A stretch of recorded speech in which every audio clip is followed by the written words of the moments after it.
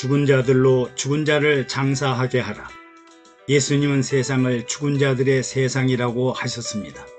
제자 중에 하나가 주여 나로 먼저 가서 부친을 장사하게 허락하옵소서라고 하자 예수님은 죽은 자들로 저희 죽은 자를 장사하게 하고 너는 나를 쫓으라고 말씀하셨습니다. 죽은 자들로 죽은 자를 장사하게 하라는 말씀은 예수님이 세상과 세상 사람들을 어떻게 바라보는지를 가장 정확하게 표현한 말씀입니다. 오늘을 사는 하나님 나라 지도자들도 예수님처럼 세상과 세상 사람들을 바라볼 수 있는 식견이 확고하게 구비되어야 명확하고 단호한 심정으로 복음을 전파할 수 있습니다. 조선시대 황희정성처럼 이래도 좋고 저래도 좋고 모든 상황이 좋다고 한다면 각 사람에게 이로는 될지언정 잠시 후면 모두가 혼란과 소용돌이에 빠지게 될 것입니다. 우리는 예수님처럼 현실과 세상을 바라보는 눈이 있어야 먼저 할 일과 나중에 해도 될 일에 우선순위를 결정할 수 있습니다. 동서고금을 막론하고 장례와 출생 그리고 혼례를 포함하는 간운상제는 인생의 아주 중요한 행사입니다. 특히 유대인들에게 장례 행사는 유족과 친족 그리고 동네 사람들 모두가 죽은 자가 일생 동안 살아왔던 선한 업적을 기리며 7일간의 애도기간을 가질 정도로 중요한 행사였습니다. 죽은 자는 이제 세상을 마감하고 영원한 천국에 들어가는 영원한 이별을 하는 시간입니다. 예수님도 그 장례 행사를 모르실 리 없지만 죽은 자로 죽은 자를 장사하라고 하셨습니다. 그러면 주님은 왜 세상을 죽은 자들의 세상이라고 판단했을까요? 당시 유대교의 영적 지도자들은 영적 혼란으로 영적 불분명한 상태였습니다. 이스라엘은 최대 황금기인 다윗과 솔로몬 시대를 지나면서부터 하나님 중심의 신앙이 쇠퇴하기 시작하였으며 아수르와 바벨론의 포로로 갈 때에는 최악의 상태였습니다. 왕과 신하들과 귀족들과 백성들이 발가벗기고 보승줄에 묶여 이역만리 타국당의 포로로 잡혀갔습니다. 70년 후에 고레스 왕의 은혜로 예루살렘으로 포로 귀환이 이루어졌으나 정작 예루살렘 성은 무너지고 돌무더기만 남아 황폐할 대로 황폐해졌는데 포로에서 귀환한 학개, 에스라, 느헤미야를 중심으로 성벽을 재건하고 신앙 회복 운동을 했습니다. 이때 등장한 지도자들이 율법과 전통을 주시하는 바리새인, 제사장 중심의 사두개인, 율법사 중심의 서기관, 유전과 교훈을 가르치는 장로들로 사분오열이 되었습니다. 그래서 참다운 지도자가 없고 길과 진리와 생명으로 인도할 영적 지도자가 없어 이스라엘 백성들은 난망할 대로 난망했습니다.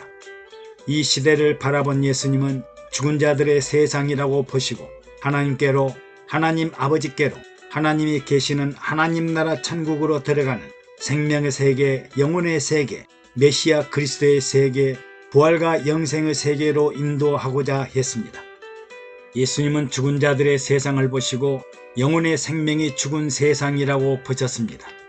예수님은 무리들을 보시고 민망히 여기시니 이는 저희가 목자 없는 양같이 고생하며 유리함이라고 하셨습니다. 이스라엘 백성들은 창세 때부터 선택된 성민이었으나 영혼과 생명을 몰랐으며 부활과 영생은 더욱더 이해할 수 없었고 장차 나타날 영원한 하나님 아버지의 나라는 전혀 알지 못하는 영적 무지 속에 살았습니다. 이를 바라본 예수님은 이 세상과 세상 사람들은 육체의 생명은 살았다고 하더라도 영혼의 생명이 죽은 세상이라고 판단하신 것입니다. 영혼과 영생의 생명은 하나님께서 태초에 에덴 동산과 함께 해주신 약속이었으나 아담과 하와가 불순종하여 영혼과 영생을 박탈당하고 에덴 동산에서 추방당했습니다. 그 후로 어떤 선지자도 영혼과 영생의 생명을 주장하지 않았으나 예수님이 오시면서부터 영혼과 생명, 부활과 영생, 저 천국과 영원한 하나님 나라에 대한 영혼의 세계를 알려주셨습니다. 그러므로 당신은 하나님을 보아도 알지 못하고 들어도 깨닫지 못하고 생각나게 해주어도 이해하지를 못하므로 영적으로 죽은 자들이라는 영적 사망 시대를 선언한 것입니다. 영혼 없는 세상은 영혼의 생명이 죽은 자들의 세상입니다. 예수님은 제자들에게 지금 오늘 현재는 죽은 자들의 세상이 아니라 나를 따르라고 하셨습니다.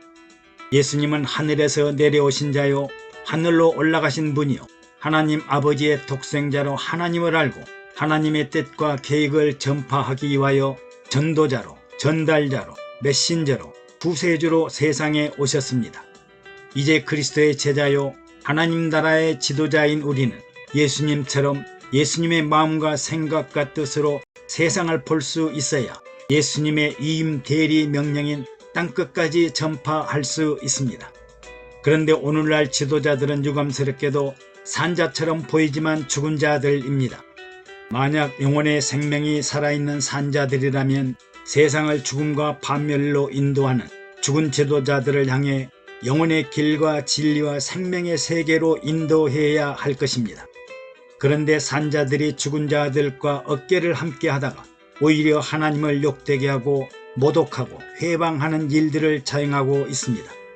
마치 바리새인들처럼 하나님을 위하고 예수님을 대리하고 성령의 인도와 지시를 받는다고 주장하면서 실제는 형식과 의식과 예식으로 위장하여 거짓 선동을 하고 미혹하고 유혹하고 있습니다. 그들은 산자들처럼 보이지만 진실은 죽은 자들로 하나님도 없고 예수님도 없고 성령님도 무시한 채 자신들의 명예와 권력과 이익을 위해 사는 이기주의자들입니다. 또 사두개인들처럼 정치지향주의, 권력지향주의로 세상의 부와 명예와 권력을 추구하는 우상숭배와 같은 자들로 영혼과 영생이 없는 죽은 자들로 세상을 속이고 유혹하고 선동하고 있습니다. 우리는 영적 회복을 이룩하기 위하여 이스라엘 민족이 성경적인 성결과 청결을 주장하였던 마카비 혁명 전쟁을 기억할 것입니다. 이들은 사람들의 성결과 정결 운동으로 이스라엘 나라를 회복하려고 했으나 결국에는 실패하여 수많은 사람들이 생명을 잃었고 로마에 멸망당하고 말았습니다. 또 예수님이 죽으신 후에 유대 대혁명을 일으켰으나 이들도 성경과 하나님 나라를 회복하는 데 실패하였습니다. 죽은 자들의 세상에서 죽은 자들이 하나님 나라를 회복하는 일이 아닙니다. 오직 하나님의 선하심과 인자심을 따라 예수 그리스도의 십자가와 성령의 권세와 능력이 아니고는 이 땅의 이스라엘 나라를 회복하는 일은 사상두각과 같은 일입니다. 그러므로 우리는 예수님의 관점에서 세상이 죽은 자들의 세상이요 죽은 자들이 다스리고 있다는 생각을 가져야 세상 지도자들과는 달리 성령의 인도와 지도와 관리 감독 가운데 힘있고 강하고 담대하게 하나님 나라를 땅끝까지 이루갈 것입니다. 애청해 주셔서 감사합니다. 샬롬.